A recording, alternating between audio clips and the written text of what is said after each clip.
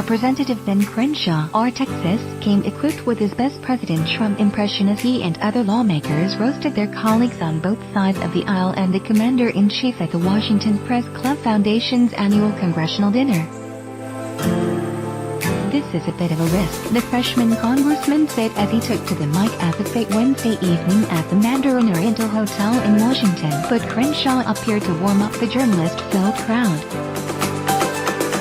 "Actually, I'm going to start with a Trump joke. I want to earn your trust," Crenshaw said as he began to bust out his Trump impersonation. Crenshaw mocked Trump for referring to Apple CEO Tim Cook as Tim Apple at a White House meeting with business leaders last week. "I'm just imagining what's going in the president's head when he's saying this. Tim, he makes a lot of money," Crenshaw said, taking on Trump's hand gestures and tone.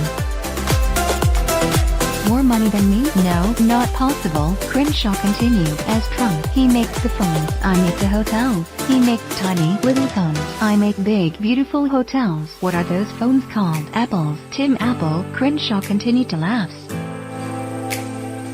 "Your brand should be your last name, Tim Apple," Crenshaw, 35, exclaimed. Trump wrote on Twitter days after the name goof that he was making an attempt to save time and words with the reference.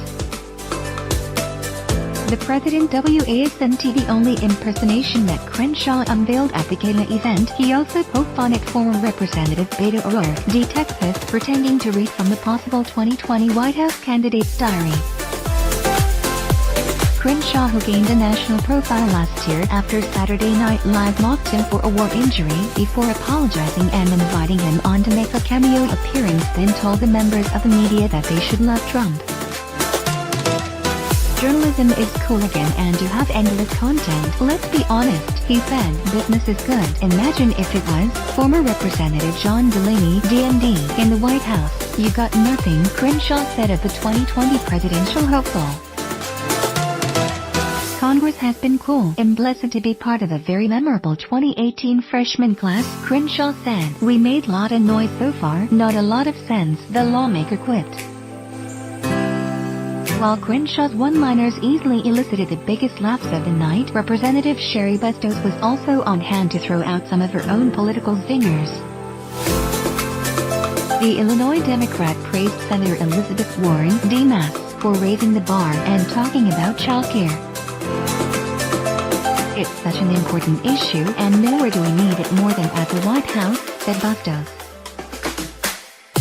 It was not a reference to Trump's temper tantrums, because the other day I was supposed to have a dinner with Vice President Pence to discuss legislation, Bustos told the crowd. "But unfortunately, at the last minute, they canceled it because Mother was nowhere to be found."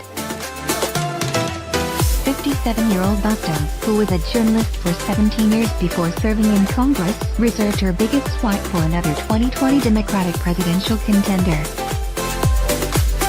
Instead of the complicated Iowa caucuses, Bustos teased, "Let's see which of the presidential candidates can hit the most interns in a binder-throwing contest.